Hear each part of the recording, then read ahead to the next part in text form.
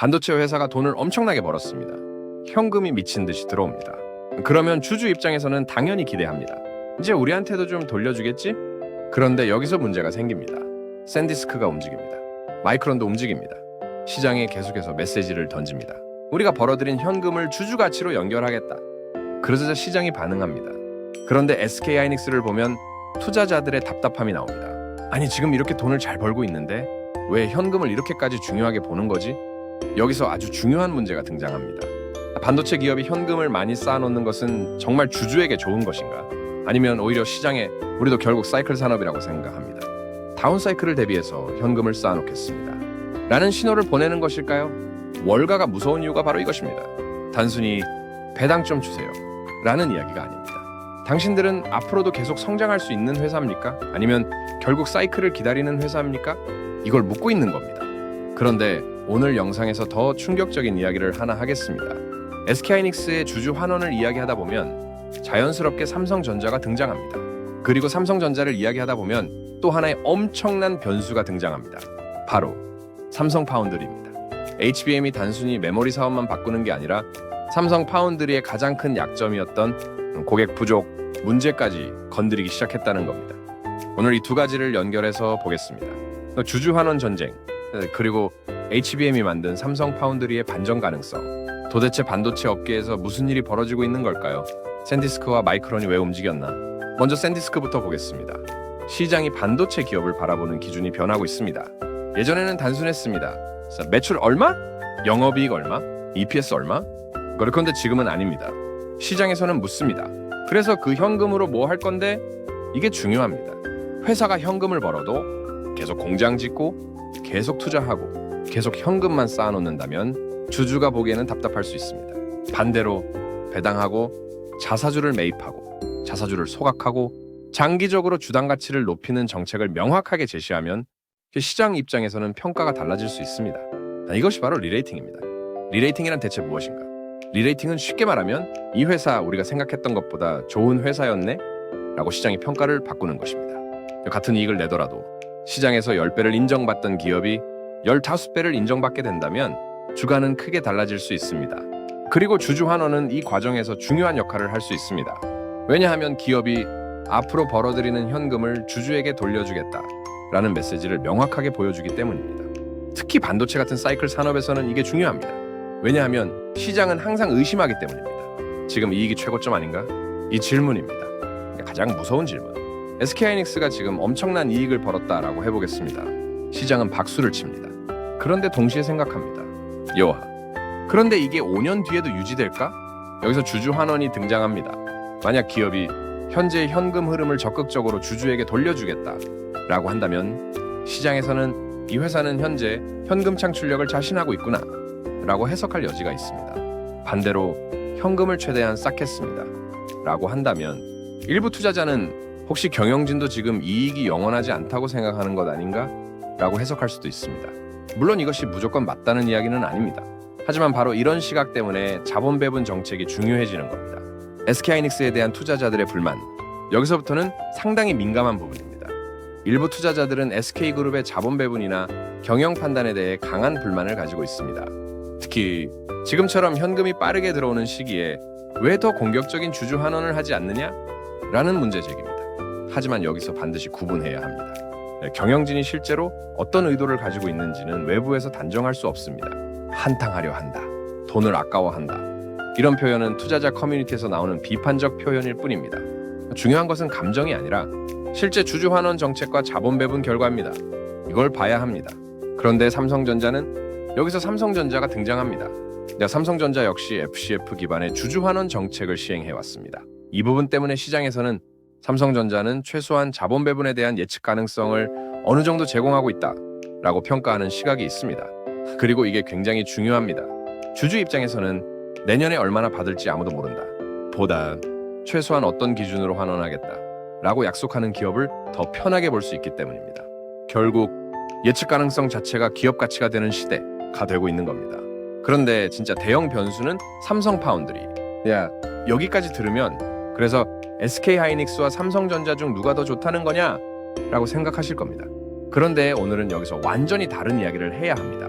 삼성 파운드리입니다. 지금까지 삼성 파운드리의 가장 큰 약점은 무엇이었습니까? 공정 경쟁력, 수율, 기술력? 네, 물론 이런 문제들도 있었습니다. 그런데 투자자 입장에서 가장 답답했던 것은 그래서 고객이 누구냐? 였습니다. 파운드리는 결국 고객이 있어야 합니다. 아무리 좋은 공장을 만들어도 고객이 주문하지 않으면 매출이 발생하지 않습니다. HBM이 이 문제를 바꿀 수 있다는 주장. 그런데 HBM 시대가 오면서 묘한 변화가 생깁니다. HBM은 단순히 메모리칩 하나를 만드는 사업이 아닙니다. 고성능 컴퓨팅과 AI 가속기 시장이 커지면서 메모리와 로직의 결합이 중요해지고 있습니다. 이 과정에서 HBM용 로직 다이 역시 중요한 시장으로 부상하고 있습니다. 그리고 바로 이 지점에서 삼성전자의 IDM 구조, 가장점으로 작용할 가능성이 있다는 분석이 나옵니다. 왜냐하면 삼성전자는 메모리 회사이면서 동시에 파운드리 사업도 가지고 있기 때문입니다. 메모리에서 수요가 발생하면 그 주변에 로직 패키징 생산 생태계까지 연결할 수 있는 구조가 만들어질 수 있습니다. HBM이 3파 고객이 될 수 있다? 여기서 중요한 건 삼성 파운드리가 갑자기 TSMC를 이긴다가 아닙니다. 그렇게 말하면 과장입니다. TSMC는 현재 압도적인 시장 점유율과 고객 생태계를 가지고 있습니다. 삼성 파운드리는 여전히 큰 격차를 줄여야 합니다. 문제는 신규 수요가 생기고 있다는 것입니다. 기존 고객을 TSMC에서 뺏어오는 것과 새로운 시장이 열리면서 그 시장에 생산을 가져오는 것은 완전히 다른 이야기입니다. 그리고 HBM과 AI 반도체 시장이 성장할수록 메모리와 로직 패키징의 연결성이 더욱 중요해질 수 있습니다. 이게 삼성에게는 기회가 될 수 있다는 겁니다. 그런데 아직 현실은 냉정하다. 하지만 여기서 희망 회로를 멈춰야 합니다. 현재 파운드리 시장에서 TSMC의 위치는 압도적입니다. 시장 점유율, 고객 수, 생태계, 공정 안정성, 대형 팹리스와의 관계, 모든 면에서 삼성은 아직 추격자입니다. 그래서 HBM 때문에 3파가 바로 살아난다 라고 말하는 것은 너무 빠릅니다. 오히려 지금 중요한 것은 HBM이 실제로 얼마나 많은 파운드리 수요를 만들어내느냐입니다. 그리고 그 수요를 삼성 파운드리가 얼마나 안정적으로 생산할 수 있느냐, 여기서 수율과 품질이 다시 등장합니다. 삼성 파운드리의 진짜 승부처, 결국 삼성 파운드리의 승부는 이것입니다. 고객 확보, 수요, 공정 안정성, 생산 능력, 가격 경쟁력, 그리고 삼성전자 내부 수요와 외부 고객의 결합, 이 5가지가 동시에 맞아떨어져야 합니다. 그렇게 되면 삼성은 단순한 파운드리 업체가 아니라 메모리 파운드리 패키징을 연결할 수 있는 IDM이라는 장점을 활용할 수 있습니다. 그렇다면 TSMC와는 완전히 다른 방식의 경쟁이 가능합니다. 테슬라와 대형 고객 이야기가 중요한 이유, 삼성 파운드리를 볼 때 대형 고객 계약 하나하나가 중요한 이유도 여기에 있습니다. 외부 대형 고객이 늘어나면 삼성 파운드리의 가장 큰 약점이었던 고객이 없다 라는 평가가 흔들릴 수 있기 때문입니다. 다만 특정 고객과의 계약이나 매출 반영 시점은 반드시 공식 발표와 회사 자료를 기준으로 확인해야 합니다. 주식시장에서는 계약했다, 와, 매출이 실제로 발생한다 가 완전히 다른 이야기이기 때문입니다. SK하이닉스 vs 삼성전자, 결국 뭐가 다른가? SK하이닉스의 강점은 명확합니다. HBM, AI 메모리, 높은 수익성, 강력한 기술 경쟁력. 반면 삼성전자는 사업 포트폴리오가 훨씬 복잡합니다. 메모리, 파운드리, 모바일, 디스플레이, 그리고 다양한 전장가전 사업까지. 그래서 삼성전자의 주가를 볼 때는 단순히 HBM을 잘하느냐만 보면 안 됩니다. 반대로 SK하이닉스를 볼 때도 HBM 잘하니까 끝이라고 보면 안 됩니다. 앞으로 중요한 것은 HBM에서 벌어들인 엄청난 현금을 어떻게 배분할 것인가, 그리고 그 현금이 다음 성장 동력을 어떻게 만들어낼 것인가 입니다. 결국 주주환원 vs 투자, 이게 오늘 영상의 가장 중요한 부분입니다. 주주환원과 투자는 서로 반대되는 개념처럼 보입니다. 하지만 사실은 아닙니다. 좋은 기업은 성장에 필요한 돈을 투자하고도 남는 현금을 주주에게 돌려줍니다. 이게 가장 이상적인 구조입니다. 문제는 얼마를 투자해야 하는가입니다. 반도체 산업은 투자 규모가 엄청납니다. 공장 하나 짓는데 들어가는 돈이 어마어마합니다. 그래서 단순히 현금이 많으니까 다 주주에게 줘 라고 할 수도 없습니다. 하지만 반대로 반도체니까 무조건 현금 쌓아놔 라고 하는 것도 정답은 아닙니다. 결국 시장은 그 회사가 미래 투자와 주주 환원을 얼마나 균형 있게 관리하는지를 평가하게 됩니다. 진짜 리레이팅의 조건.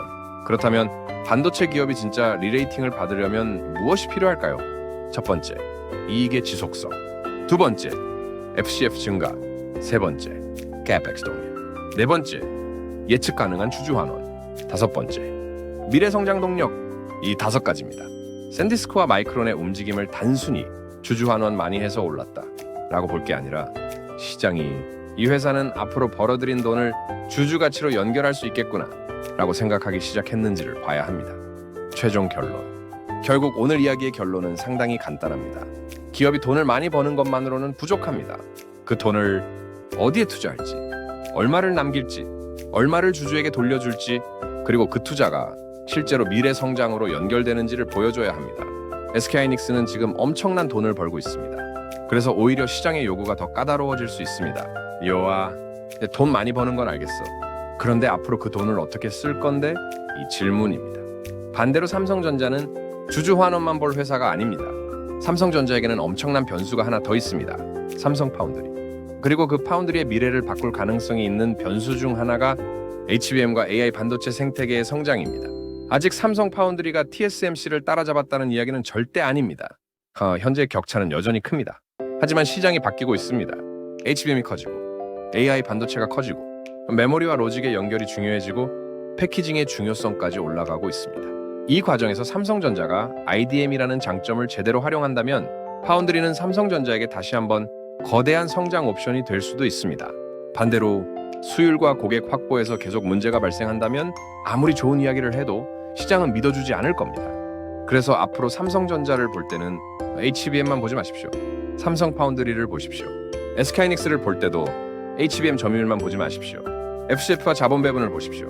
그리고 샌디스크와 마이크론을 볼 때도 주가가 하루에 몇 % 올랐는지만 보지 마십시오. 시장이 왜 그 기업의 미래를 다시 평가하기 시작했는지를 봐야 합니다.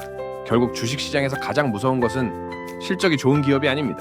시장에게 좋은 기업으로 다시 인정받는 기업입니다. 그리고 지금 반도체 업계에서 그 싸움이 시작되고 있습니다.